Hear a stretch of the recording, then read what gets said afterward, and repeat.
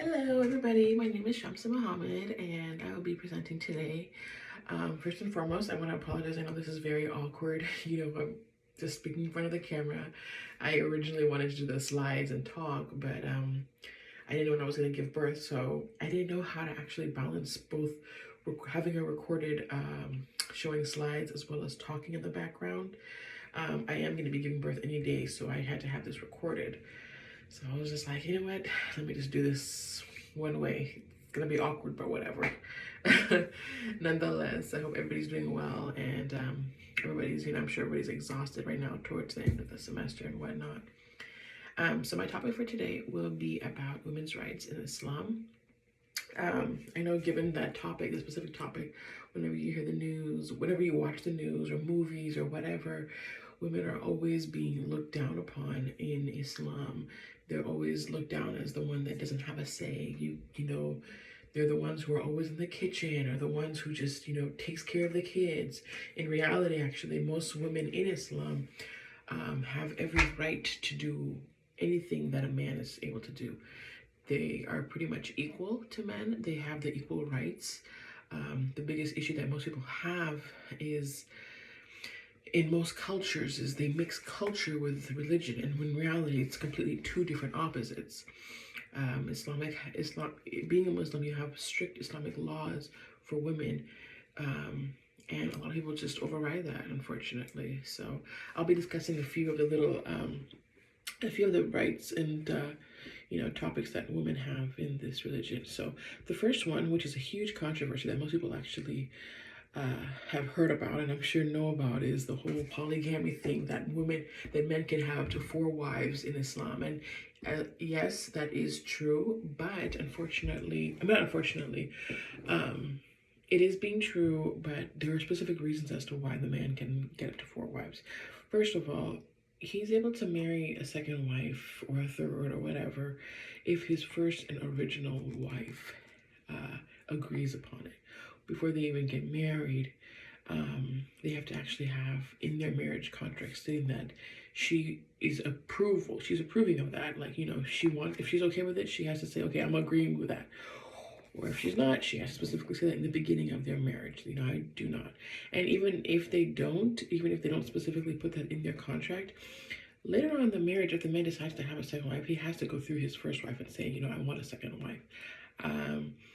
She cannot just go behind her back and just do that just for the sake of it. No, she has to actually agree to that.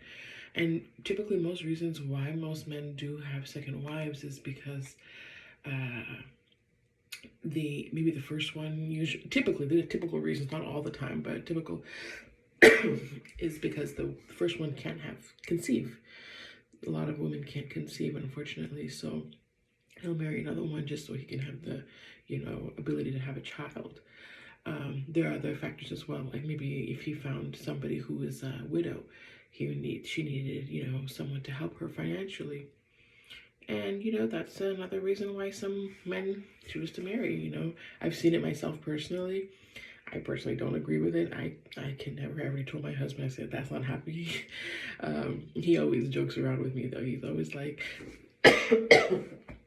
excuse me, he's always like, you're 4 women in one. I can't imagine marrying more than 1 wife, and I can't imagine having 4 mother-in-laws. So that's a little joke that we always have. So but yeah, so like I said, it has to be specific reasons as to why they have that.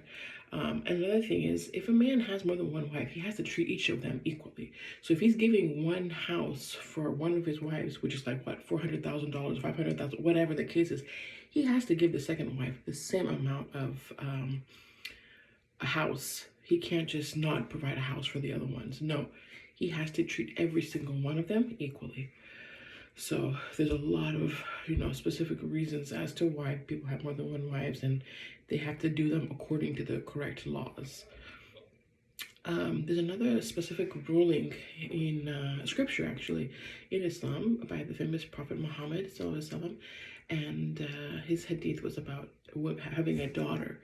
And, he said that it's such a blessing to have a daughter, that if you have 1 or 2 daughters, you're guaranteed paradise. The father and mother are guaranteed paradise if he has more than one daughter. If he takes care, shows love, respect to his daughters, God has promised this man paradise just for having one or two daughters. You know, that's how high women are carried. That's how high women are valued in Islam. Just by having a daughter and showing her that love, showing her that respect, showing her that, you know, just giving her all those great qualities, you know. He's promised, you know, paradise just by having a daughter and doing those things and making sure she's taken care of, you know. So I think that's a beautiful scripture. Another quality that I want to come across, because I know I'm already running out of time, I know we only have like 5 minutes, is when a woman gets married, you know, when a woman gets married, she has to have specific rulings in her marriage. Like, for example, before she gets married, she has to have what we call a dowry. In Islam, in Arabic, we call it a mahar. And that could be going through whether it's money, you know, and it could be gold, jewelry. It has to have a high quality thing. So most in my culture, they usually give money, like, you know, whatever, whether it's like $4,000, and then they give gold. They have to give expensive gold. Some people, they just only want a ring. Some people just want a car. Some women just want a house, whatever. But it has to be a gift that the husband must provide to his wife, and it is mandated. There is no going about it. It has to be done. You know, there's nothing, you know, going about it. And yeah, and then also, once a woman does get married, she must, the man must understand he's the sole provider for his wife. There's no ins, whats about it. He has to take care of her. That's his ruling. That's it, you know. Is the woman allowed to work? Absolutely. But there's that famous quote in Islam as well. What's his money is her money. What's her money is her money. So basically what that means is whatever he makes, he has to provide it to his wife.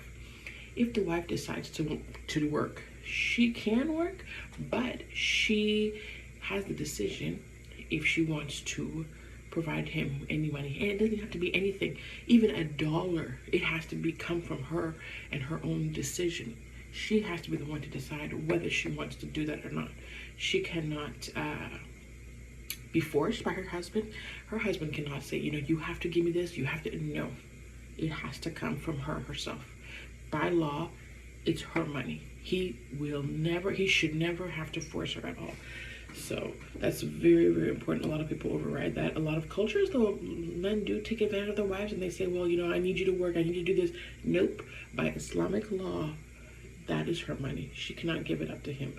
She wants to work, that's her money to keep. She keeps that in her savings. She does whatever she wants, but that's her money. So yes, I know I would like to talk so much more, but I know we're already running out of time. And I do have a small little video clip as well that I wanted to have Miss Mendiza show to you guys.